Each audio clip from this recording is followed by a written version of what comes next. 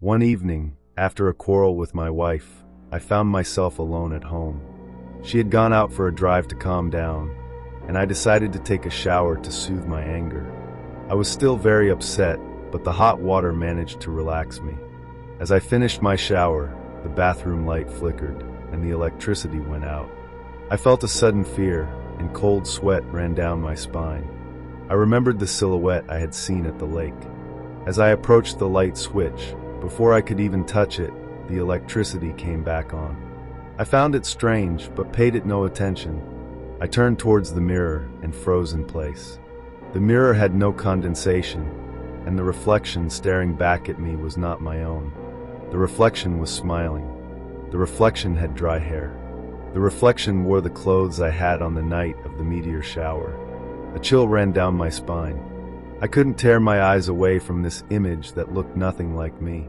Panic rose within me, but I knew I had to act rationally.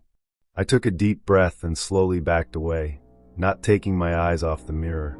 But the farther I backed away, the wider its smile grew, as if mocking my fear.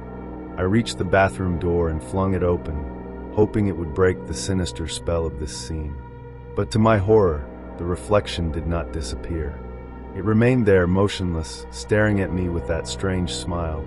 Suddenly, a loud thud echoed through the house, as if something had hit a door or window. Heart pounding, I left the bathroom, my mind swirling with confused thoughts and terror.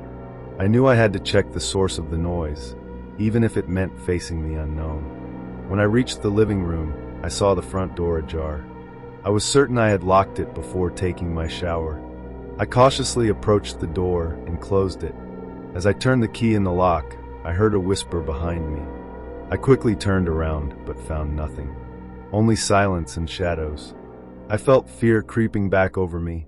As I turned to go to my bedroom, my eyes met the mirror in the foyer. The reflection was there, but this time it seemed glued to the glass. Again, I froze in terror. I looked at this face, which was mine but not, and saw its lips move. A soft voice whispered in my ear, singing, "I found you." I felt nothing as I fell and passed out. The next morning, I woke up in the hospital with an unbearable headache and that lingering sensation of fear and cold. My wife was asleep in the chair beside me, her hand touching mine. I couldn't even remember the cause of my anger from the previous night.